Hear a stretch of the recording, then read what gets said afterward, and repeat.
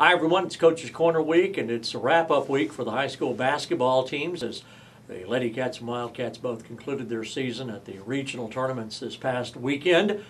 The Ponca City girls finished with 7 wins this season. Dwight Winburn joins us for the final time this year talking about the Lady Cats. And Coach, you ran into a team that I wouldn't be surprised if they didn't make the state tournament this year, Booker T's girls.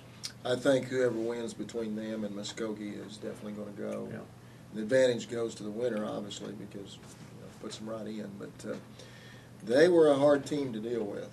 There were 2 teams that you said you didn't want to deal with, and that was one of them. Yep. They ended up winning the regional over Mustang, who upset Enid, and that was a pretty big upset. Not a lot of people expected your team to win, and some of the things we talked about that couldn't happen did. In particular, the start of the game was not the best for us. No, we got off to a bad start. And of course, I've said for years, and I still believe this, Phil, that basketball is a game of matchups. And sometimes you match up with teams real well and you can play with them. I think if we'd have matched up with Bartlesville, we had a shot at maybe getting out. But that was not a good matchup for us because of their speed and athletic ability and their guard play. Yeah. I think they're a tough matchup really for anybody, to be honest. But for our team, Enid or Bartlesville, I know that was what you would hope maybe would get a matchup.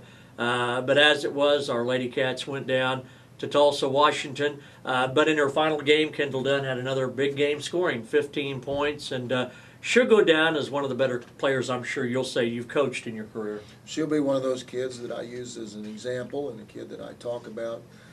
Not only her basketball play, but her leadership skills. Kendall's a tremendous leader on and off the floor, and is going to be very successful in life.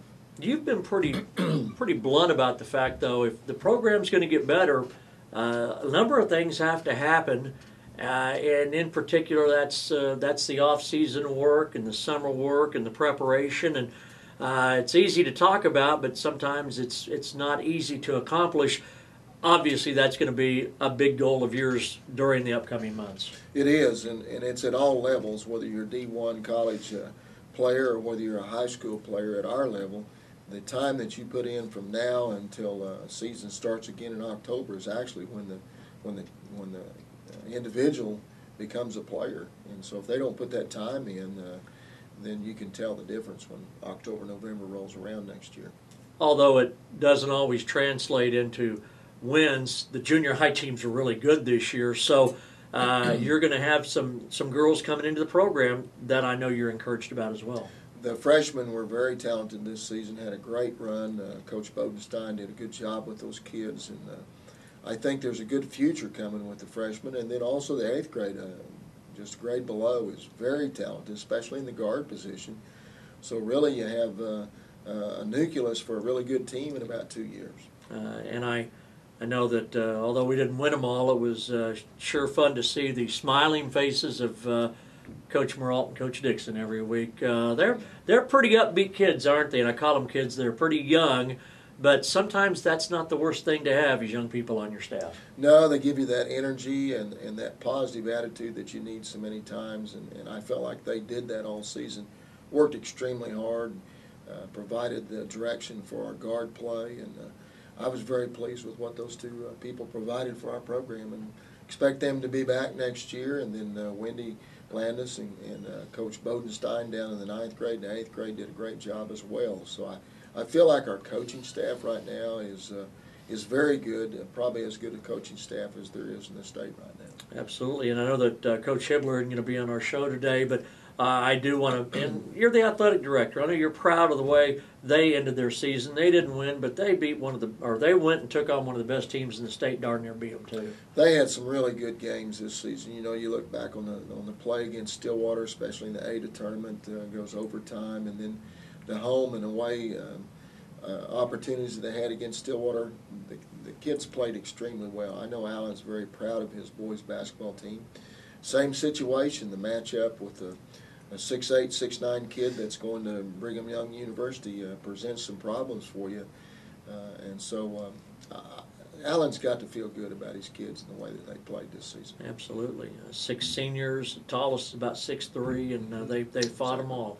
Now, as we head into the spring sports, although one phase of your duties kind of slows down a little bit, and that's the girls' basketball, we've got a lot of things going on at Ponca City High School because right now, as we hit the end of February, the 1st of March, all the spring sports are starting too. They are. Track's kind of been the one that hasn't got into full swing yet, but soccer scrimmaging, they traveled to Chickasha last Saturday. I don't know if they got any snow or not, but they were down there performing in a scrimmage. And of course, baseball's anxious to get started, and they've scrimmaged too. And I've heard some good reports about our baseball team, especially with Josh Evans hitting some home runs, and been very strong with our pitching. And then you look at our tennis program, and it starts this weekend. They have some matches. I think Thursday is the first round for them. And then, of course, track will get going here in a few days. And then golf, I know Coach Orr is excited about his prospects in the boys program. And then our girls got a possibility of really being good this year in girls golf.